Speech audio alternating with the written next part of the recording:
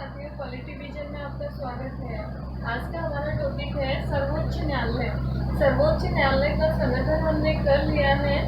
आज देखेंगे हम सर्वोच्च न्यायालय का क्षेत्राधिकार। सर्वोच्च न्यायालय को क्या क्या क्षेत्राधिकार प्रदान किया गया है। इससे पहले सर्वोच्च न्यायालय की कार्यवाहियाँ कौन सी भाषा में की जाती हैं और किस आर्टिकल में इसका उल्लेख किया गया है। अनुच्छेद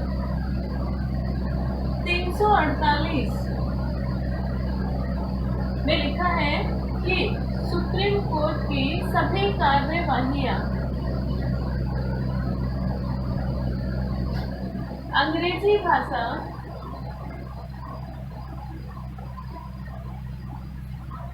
में होगी। फिर है अनुच्छेद 130, आर्टिकल 130 में उल्लेख किया गया है कि भारत का सुप्रीम कोर्ट दिल्ली में स्थित है और CJI chief justice of India चाहे तो राष्ट्रपति के अनुमोदन से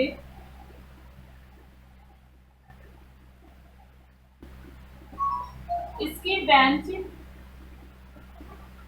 या पीठ भारत के किसी भी क्षेत्र में स्थापित कर सकते हैं।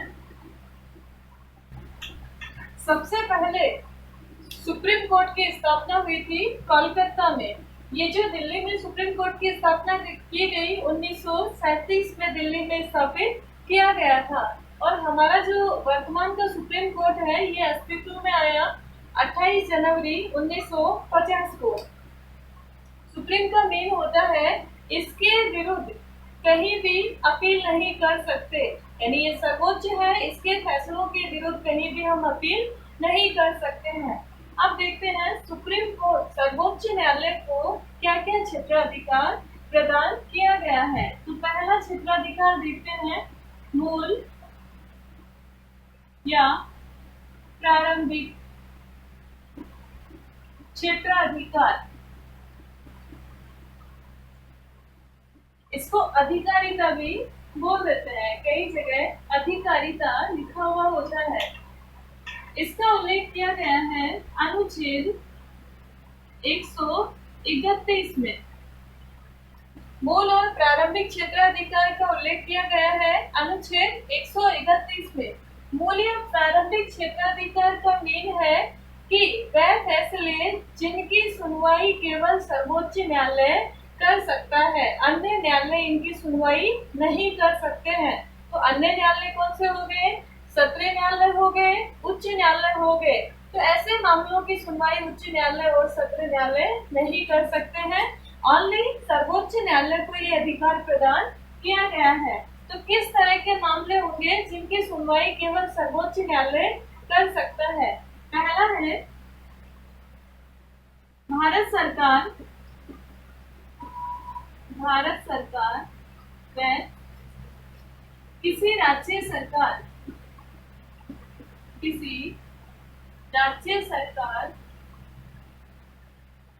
के बीच विवाद उत्पन्न होने पर, यानी भारत सरकार और किसी राज्य सरकार के बीच विवाद उत्पन्न हो जाता है तो इस तरह के विवाद की सुनवाई का अधिकार सर्वोच्च न्यायालय को दिया गया है। कोई भी उच्च न्यायालय इस तरह के विवाद की सुनवाई नहीं कर सकता। दूसरा है दो राज्यों के बीच उत्पन्न विवाद।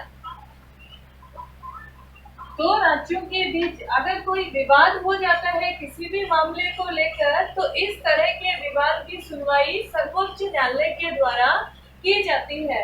किसी उच्च न्यायालय को इस तरह के मामले में अधिकार नहीं दिया गया है। अब हम नोट लगा के लिख सकते हैं। अनुच्छेद 71 में उल्लेख किया गया है या 71 में लिखा हुआ है कि राष्ट्रपति व उपराष्ट्रपति के चुनाव से संबंधित कोई विवाद हो जाता है तो इस तरह के मामले की सुनवाई करने का अधिकार भी सर्वोच्च न्यायालय को है। तो ये जो क्षेत्राधिकार हमने किया है ये मूल या प्रारंभिक क्षेत्राधिकार के अंतर्गत है। भारत सरकार या किसी राज्य सरकार के बीच विवाद हो जाता है, दो राज्यों या दो से अधिक राज्यों की सरकारों के बीच विवाद हो जाता है तो इस तरह के मामले भी, और राष्ट्रपति और उपराष्ट्रपति के चुनाव से संबंधित अगर विवाद है तो इस तरह के मामले की सुनवाई भी सर्वोच्च न्यायालय के द्वारा की जाएगी। अब दूसरा अधिकार है, दूसरा है अपीलीय क्षेत्राधिकार।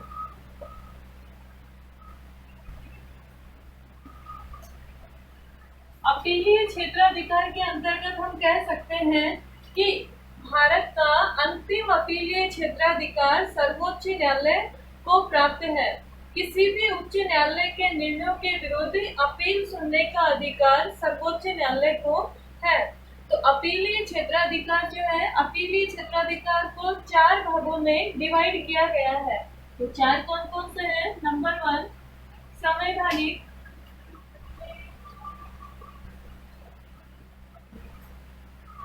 दूसरा है दीवानी,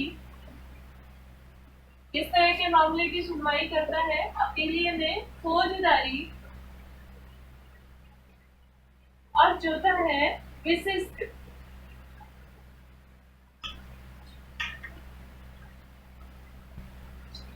संवैधानिक का उल्लेख किया गया है अनुच्छेद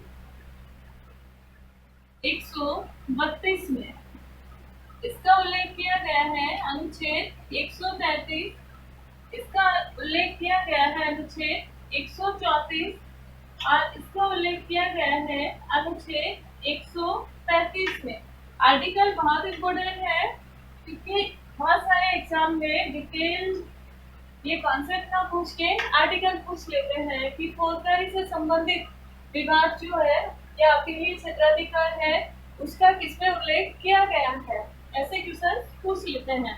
तो इसमें उल्लेख किया गया है संवैधानिक, संविधान की व्याख्या से संबंधित, संविधान की व्याख्या से संबंधित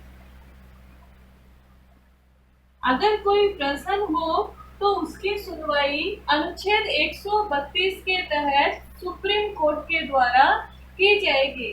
संविधान की व्याख्या की गई है, इससे संबंधित कोई भी मामला हो तो उसकी सुनवाई होगी सुप्रीम कोर्ट में। दूसरी देखते हैं हम दीवानी। दीवानी में पैसे से संबंधित मामले आते हैं। पहले इसमें ये था कि अगर मामला 20,000 से अधिक का है, 20,000 से अधिक का है तो उसकी सुनवाई सुप्रीम कोर्ट में की जाएगी। तीसरा संविधान संशोधन हुआ, संविधान संशोधन 1973 में, इसके तहत ये जो लिमिटेशन थी इसको हटा दिया गया है। अब दीवानी मामलों के अंतर्गत पैसे की सीमा नहीं है, किसी भी तरह के मामले की सुनवाई की जा सकती है। इसका उल्लेख किया गया है आर्टिकल 133 में। फौजदारी देखते हैं, फौजदारी में का उल्लेख किया गया है अनुच्छेद 134 में। इसमें कहा गया है यदि कोई सत्र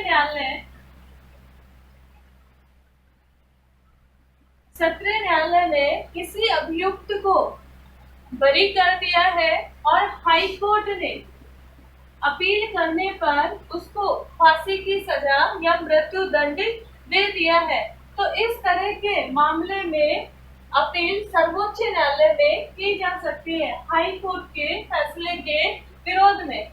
दूसरा है इसमें किसी सत्र न्यायालय में कोई मामला चल रहा है तो उसको हाई कोर्ट ने अपने पास मंगाकर उसको सजा सुना दी है।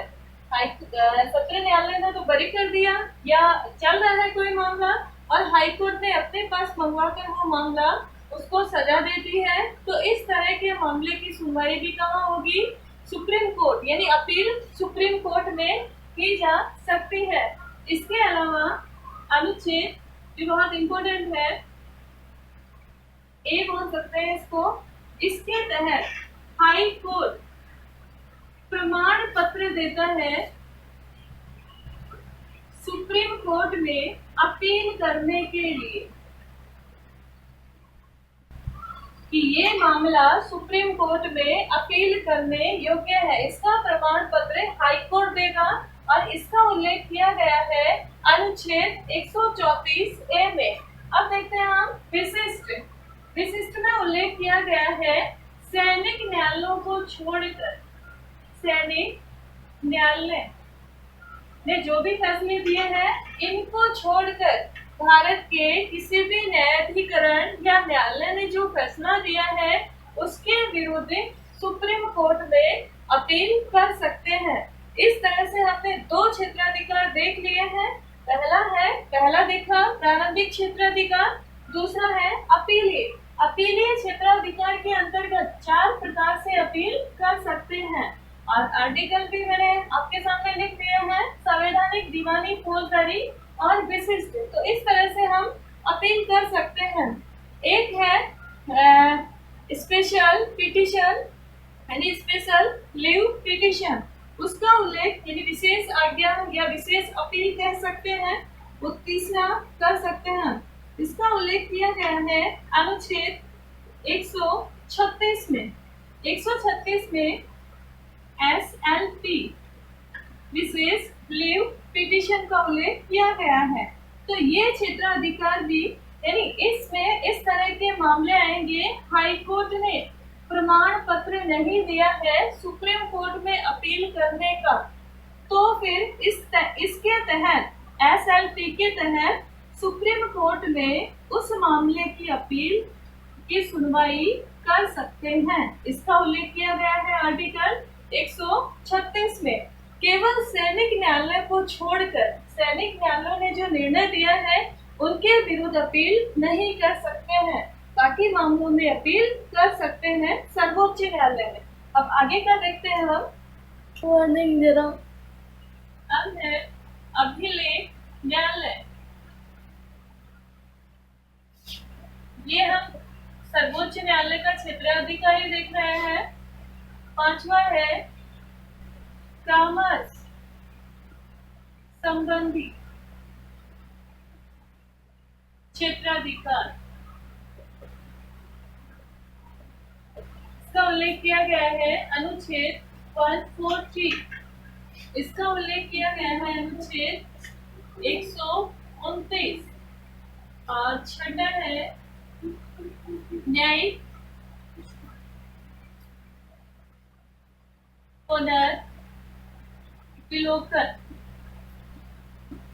इसके बारे में लिखा हुआ है अनुच्छेद 131 व अनुच्छेद 132। ये हमने पहले भी देख लिया है। और न्यायिक पुनरावलोकन के बारे में भी उल्लेख किया गया है इन आर्टिकल्स में। अब हम देखते हैं अभिलेख न्यायालय। सुप्रीम कोर्ट को, सर्वोच्च न्यायालय को अभिलेख न्यायालय भी कहा जाता है, यानी court of record, court of record के नाम से भी सुप्रीम कोर्ट को जाना जाता है। और इसका उल्लेख किया गया है अनुच्छेद 129 में। अब कोर्ट ऑफ रिकॉर्ड क्यों कहा गया है? सर्वोच्च न्यायालय के द्वारा जो भी फैसले दिए जाते हैं वो साक्ष्य के रूप में सुरक्षित रखे जाते हैं और कोई भी न्यायालय इसकी अवमानना नहीं कर सकता। अगर इसकी अवमानना की जाती है तो सुप्रीम कोर्ट किसी भी प्रकार का दंड दे सकता है। इस वजह से सुप्रीम कोर्ट को कोर्ट ऑफ रिकॉर्ड कहा गया है, यानी इसके सारे फैसले साक्ष्य के रूप में रखे जाते हैं और इसकी प्रामाणिकता पर कोई भी प्रश्न नहीं कर सकता है। इसका उल्लेख किया गया है अनुच्छेद 129 में। अब परामर्श संबंधी क्षेत्राधिकार सर्वोच्च न्यायालय परामर्श किसको देगा, इसका उल्लेख किया गया है अनुच्छेद 143 में, राष्ट्रपति को। सर्वोच्च न्यायालय हमारे देश के राष्ट्रपति को परामर्श देंगे। राष्ट्रपति को अगर लगता है कि मामला सार्वजनिक महत्व का है, यानी जो भी कानून बनाया गया है, विधि बनाई गई है, उसमें मामला सार्वजनिक महत्व का है, तो राष्ट्रपति सर्वोच्च न्यायालय से परामर्श ले सकते हैं। अब उस परामर्श को मानना या नहीं मानना राष्ट्रपति पर निर्भर करता है। सर्वोच्च न्यायालय इसके लिए बाध्य नहीं कर सकता है। तो राष्ट्रपति मामला अगर सार्वजनिक महत्व का हो तो सर्वोच्च न्यायालय से परामर्श मांग सकते हैं। फिर है न्यायिक पुनर्विलोकन। आर्टिकल 131 में 132 में लिखा हुआ है कि संघीय संसद यानी सर्वोच्च न्यायालय को न्यायिक पुनर्विलोकन करने का अधिकार भी दिया गया है। संघीय संसद या राज्य विधानमंडल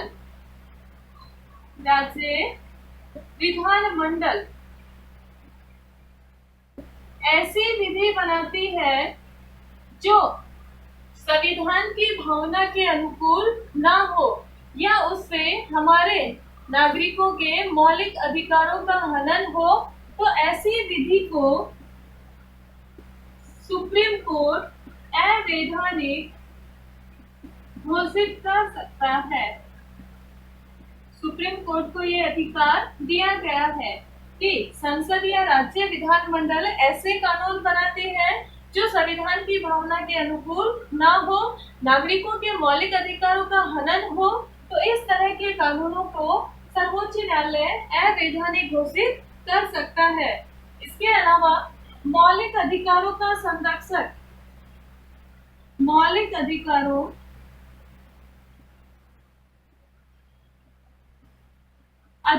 का संरक्षक हमारे संविधान में नागरिकों को मौलिक अधिकार प्रदान किए हैं। मूल संविधान में 7 मौलिक अधिकार प्रदान किए गए थे और बाद में संशोधन करके नागरिकों को 6 मौलिक अधिकार प्रदान किए गए हैं। अगर नागरिकों के मौलिक अधिकारों का कोई हनन करता है तो इनके विरुद्ध हाई कोर्ट या सुप्रीम कोर्ट में जा सकते हैं, यानी दोनों की शरण, दोनों में से किसी की भी शरण ले सकते हैं। सुप्रीम कोर्ट और हाई कोर्ट नागरिकों के मौलिक अधिकारों का संरक्षण करते हैं। ये क्षेत्राधिकार भी सर्वोच्च न्यायालय के अंतर्गत आता है। अनुच्छेद 262 में उल्लेख किया गया है कि इस आर्टिकल के तहत संसद जल संबंधी विवादों पर प्राधिकरण या ट्रिब्यूनल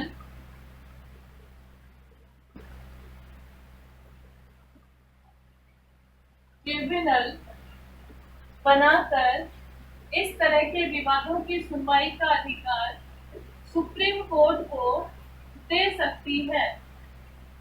कानून कौन बनाएगा? संसद। संसद के द्वारा ये किया जाएगा और फिर संसद कानून बनाकर ट्रिब्यूनल संबंधी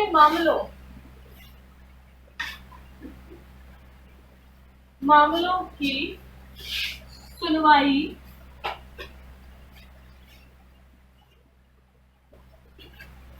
हाई कोर्ट की अधिकारिता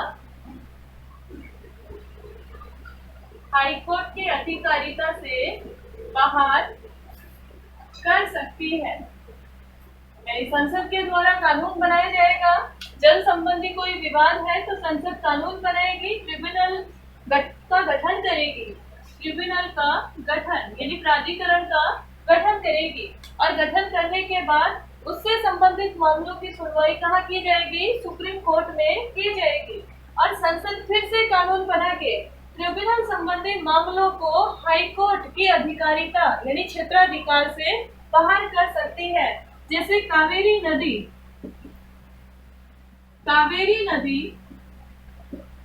तमिलनाडु व कर्नाटक, कावेरी नदी के जल को लेकर तमिलनाडु व कर्नाटक के बीच विवाद चल रहा है कि हमें ज्यादा जल मिलना चाहिए, तमिलनाडु कह रहा है हमें ज्यादा जल मिलना चाहिए। तो इस तरह के जो मामले होते हैं इनकी सुनवाई ना तो तमिलनाडु का हाईकोर्ट करेगा ना ही कर्नाटक का हाईकोर्ट करेगा। इस तरह के मामलों की सुनवाई किसके द्वारा की जाएगी? सुप्रीम कोर्ट के द्वारा की जाएगी। तो ये कौन सा मामला हो गया? जल संबंधी विवाद हो गया। तो इसका अधिकार दिया गया है, यानी है तो ये किसका? राज्य का, लेकिन दो राज्यों के बीच विवाद हो रहा है जल को लेकर। तो इसका विवाद कहाँ सुना जाएगा? सुप्रीम कोर्ट के द्वारा सुना जाएगा। अनुच्छेद 329 में उल्लेख किया गया है परिसीमन को न्यायालय कह सकते हैं, न्यायालयों की अधिकारिता क्षेत्राधिकार से बाहर रखा गया है। यानी परिसीमन को न्यायालयों के द्वारा चुनौती नहीं दी जा सकती।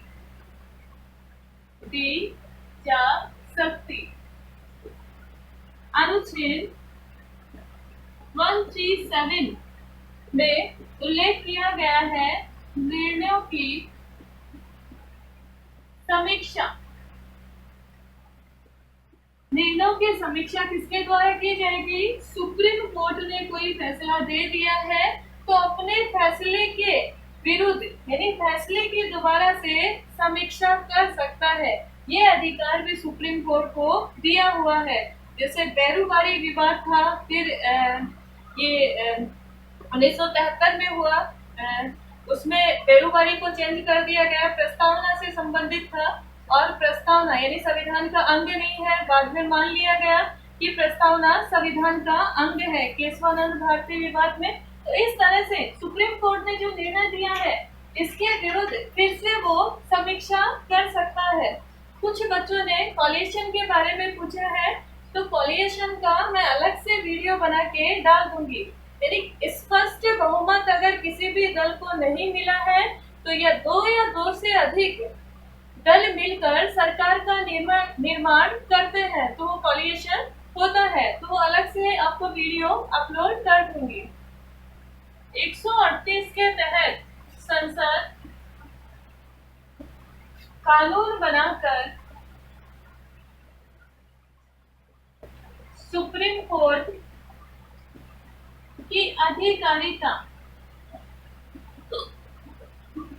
में वृद्धि कर सकती है। यानी संसद को अधिकार दिया गया है कि संसद कानून बनाकर सुप्रीम कोर्ट की अधिकारिता में वृद्धि कर सकती है। इसका उल्लेख किया गया है अनुच्छेद 138 में। अब देखते हैं अनुच्छेद 139 के तहत संसद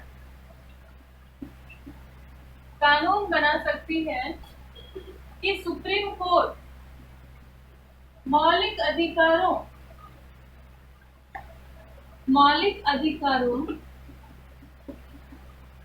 के अलावा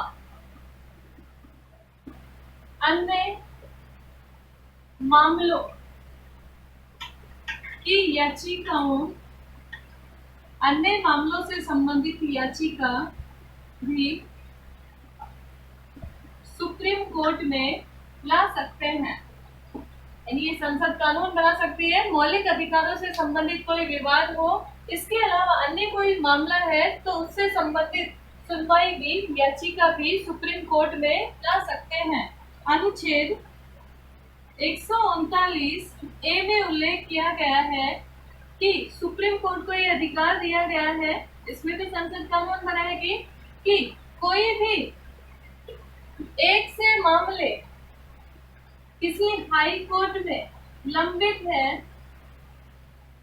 चल रहे हैं, तो सुप्रीम कोर्ट, एक जैसे मामले हाई कोर्ट में चल रहे हैं तो सुप्रीम कोर्ट उनको अपने पास मंगवा कर फैसला दे सकता है।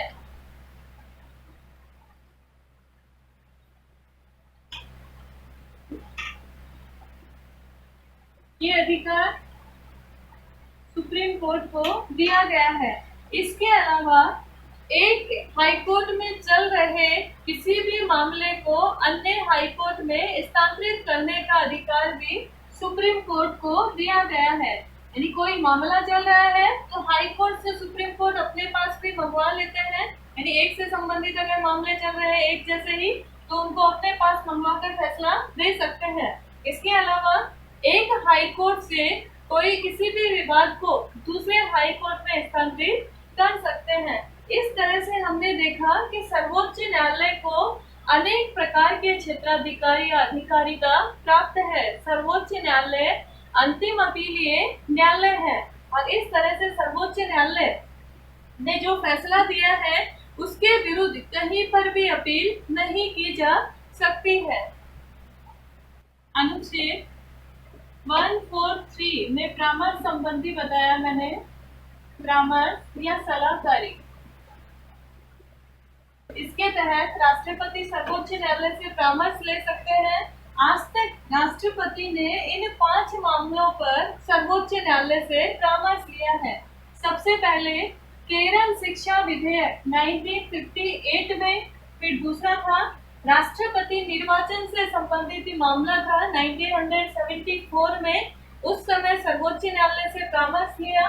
विशेष अदालत विधेयक 1978 में और कावेरी जल